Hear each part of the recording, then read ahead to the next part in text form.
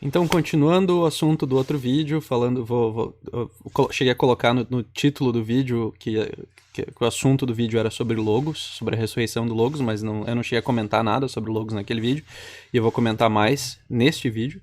E eu acho que também dá para adicionar alguma coisa sobre libertarianismo, porque o que isso tem a ver com libertarianismo? Não parece que tem alguma coisa, não parece que tem nada relacionado, conectado com o libertarianismo. Então é disso que eu vou falar um pouco hoje, como é que essas duas coisas começam a fazer sentido uma com a outra.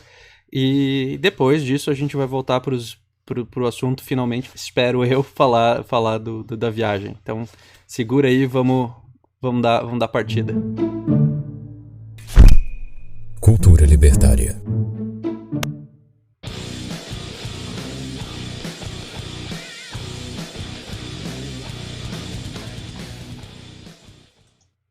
Então, primeiro, antes de mais nada, como que uma coisa pode estar relacionada com a outra? É engraçado. A gente, libertário, o pessoal em geral, pergunta por que cristianismo é importante? Por que Deus é importante na formação de uma civilização, na formação de uma cultura ou de uma sociedade? Olha, a gente pode ter essa dúvida, mas sabe quem não tem dúvida disso? Os comunistas. Eles não têm dúvida que isso é necessário. Porque, veja, eles atacam o cristianismo como uma das coisas mais abjetas dentro da sociedade. E eles não só atacam o cristianismo, eles atacam tudo que o cristianismo defende. Tudo que o cristianismo diz que é bom, eles vão lá e dizem que é ruim. Eles dizem que bom mesmo é o contrário, é o inverso.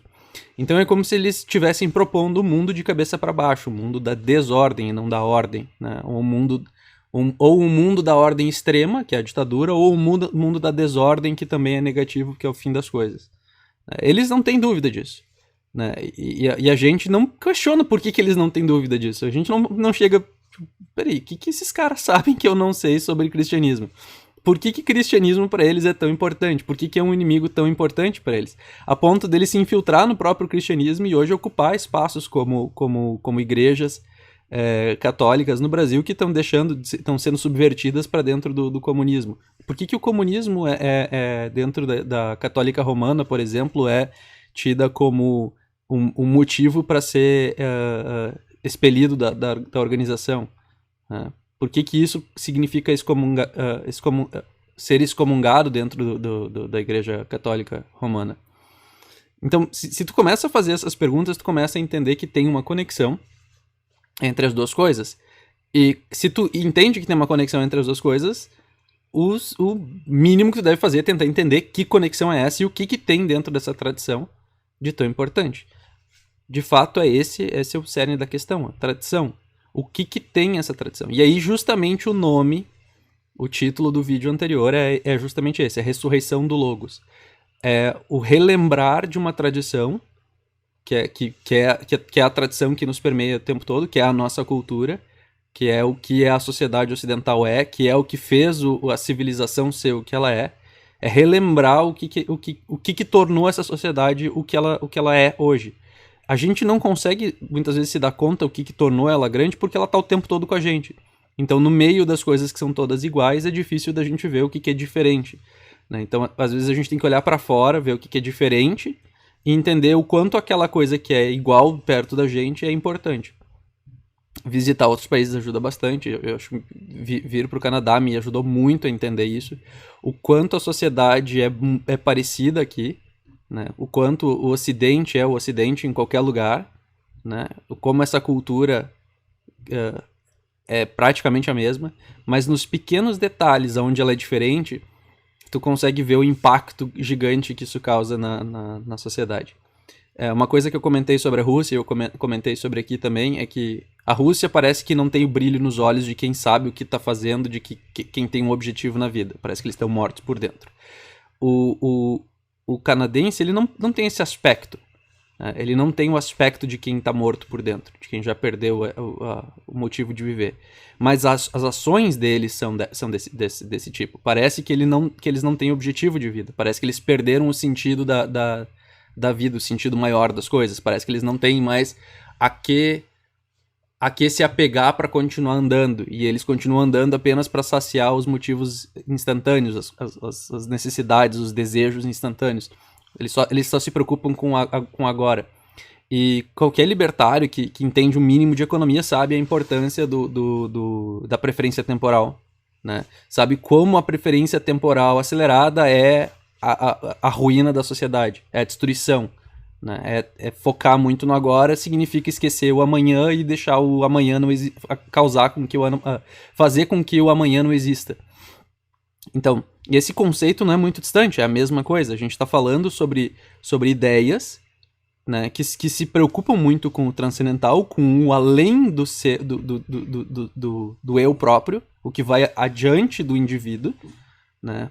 Por exemplo, os meus filhos, se preocupar com isso, se preocupar com uma boa educação com os filhos, se preocupar com como dar a educação correta para evitar que os filhos sejam dependentes do Estado.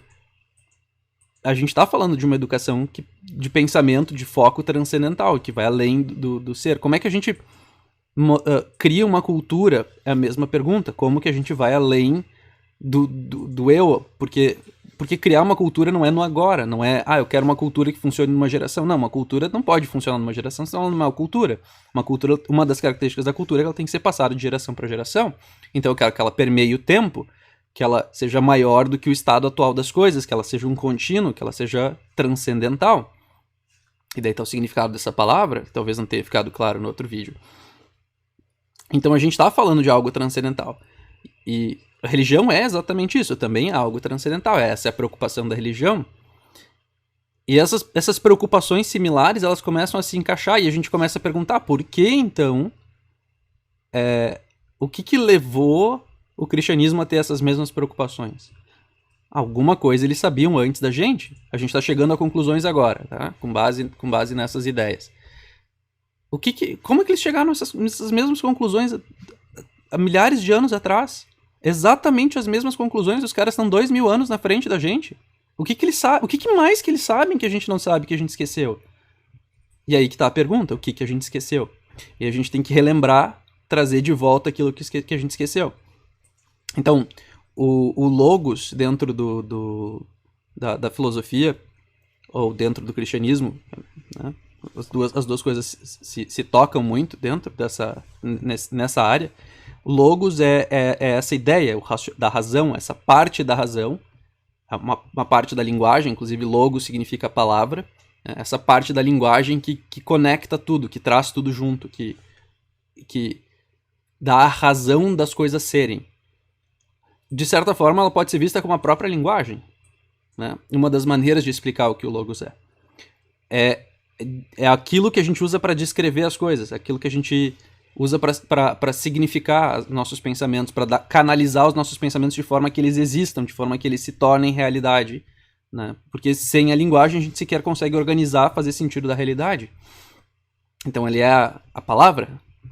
E esse é um símbolo tão importante dentro do cristianismo que tu vê a criação do universo no Gênesis. Então Deus disse. Deus não faz um sinal com as mãos, ele não simplesmente tá lá e de repente as coisas são. Não, ele fala as coisas em existência. E é engraçado porque essa ideia de falar as coisas em existência, claro, não é literalmente pra gente isso não funciona, né? A gente não consegue falar as coisas em existência, mas pra gente a gente consegue ver como isso funcionaria.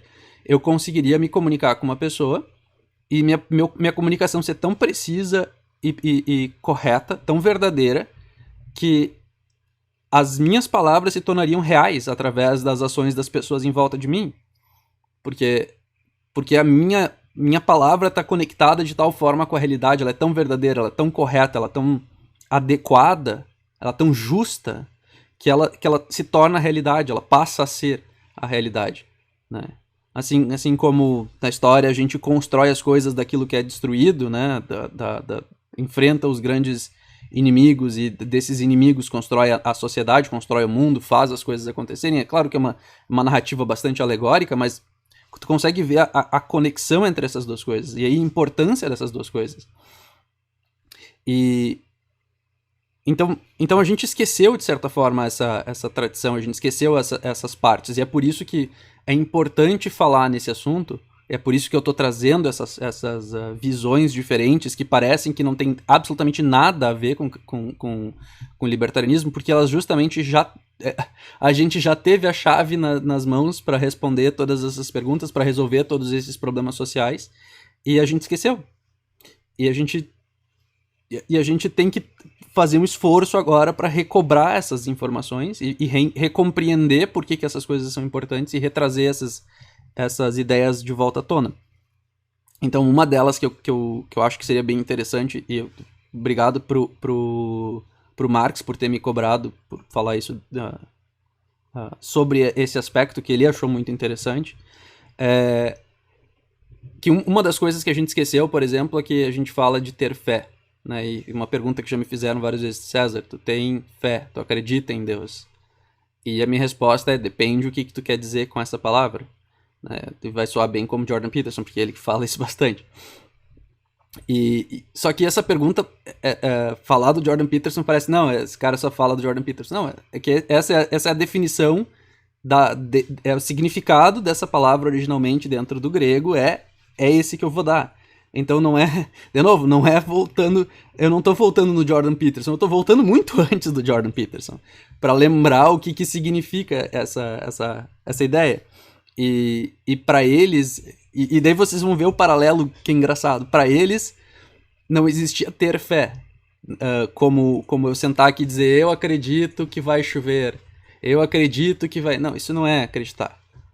Se tu acredita que vai chover, tu vai lá recolher tua roupa do varal. Porque se tu deixa tua roupa no varal, tu não realmente acredita que vai chover. Tua ação tem que estar conectada naquilo. Não basta tu sentar na cadeira e dizer, eu acho. Eu tenho certeza que tem gente que vai vir me perguntar e eu vou apontar bem rápido quem são depois. Observe nos comentários depois. Vai vir me perguntar sobre se tem que agir mesmo. Porque isso tem a ver com responsabilidade de estar atrelado à coisa. Aquilo que tu fala, né? De colocar as tuas ações naquilo que tu acredita, naquilo que tu diz que tu acredita. E tem uma relação muito interessante nisso com a própria ação humana. Né? A gente sabe que quem entende um pouquinho de economia sabe que tu não pode dizer que uma pessoa quer algo sem ver ela fazendo esse algo, sem ver ela comunicar isso através das próprias ações. Não existe essa conexão sem a ação. Essas coisas não estão separadas. Agir é acreditar.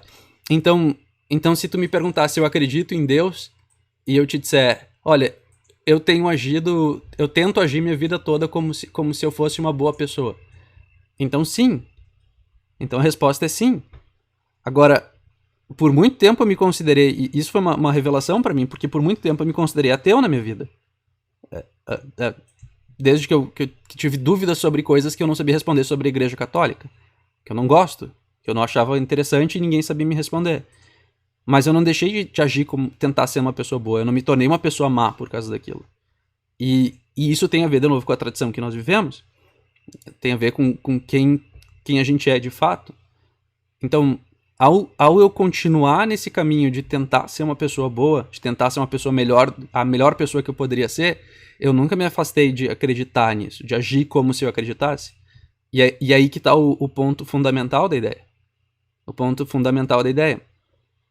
Porque imagina que todo mundo quer ser ANCAP, todo mundo quer ser libertário. Quem age como um libertário? Quem vocês veem que age como um libertário? O que é agir como um libertário? Primeiro, tem que estar na transcendência, não pode ser alguém que se preocupa muito com alavancagem, com ganhar dinheiro rápido, ganhar dinheiro fácil, porque isso, de novo, é totalmente no material e não na ideia. Não na ideia de não violar a propriedade. E aí uma coisa que eu disse no passado, e me perdoa por quem concordou comigo, mas eu mudei de opinião sobre isso. Ser um bom libertário não é ter muito dinheiro. Não é? Porque ser libertário não quer dizer que eu acredito que ter dinheiro é bom. E, portanto, eu tenho que fazer para ter bastante dinheiro. Não, ser libertário quer dizer que eu acredito que violação de propriedade é errado. O que eu tenho que fazer para não violar a propriedade? Eu tenho que criar os meus filhos assim. Eu tenho que criar os meus filhos sem violação de propriedade, sem agredir eles. Eu tenho que criar uma sociedade que é assim. Eu tenho que me preocupar com as pessoas em volta de mim, eu tenho que participar na construção dessa sociedade, eu tenho que participar na minha parte, na minha competência de não ser um peso para essas pessoas. Porque se eu for um peso para essas pessoas, alguém vai ter que roubar delas para me sustentar. Porque é assim que o Estado faz. Então o meu papel não é ficar rico. O meu papel é simplesmente me sustentar e e dar continuidade para isso. Ensinar isso para as pessoas em volta de mim. Na minha sociedade, construir o meu ambiente onde as pessoas conseguem depender umas das outras sem depender do Estado. Onde elas conseguem se ajudar, onde elas conseguem se completar, elas não precisam ir atrás de uma faculdade, elas não precisam comprar coisas da Coca-Cola, elas não precisam ir na internet e comprar da Amazon, elas conseguem elas se completarem. Viver dessa forma. Quem é que vive assim? Quem que tem uma tradição de viver assim? Ah, já sei, os judeus. Ah, também. Quem mais? Ah, os muçulmanos. É, verdade. Mas quem mais? Oh, os católicos. Os cristãos, eles também têm essa ideia. Os libertários não fazem isso. Eles falam que deveriam fazer, que gostariam de fazer. Mas eles não fazem. E é difícil fazer sozinho. É aí que tá a sacada. É difícil fazer essas coisas sozinho. É difícil chegar lá e se conectar com um grupo de pessoas, porque a maior parte é pirralho, a maior parte é gurizadinha que só quer fazer meme na internet. É difícil. É difícil te conectar com essas pessoas porque elas não estão dispostas a assumir a responsabilidade de criar uma família. Ou sei lá, de fazer parte dessa sociedade. E com quem que tu vai te juntar pra fazer essa sociedade? A minha sugestão é essa.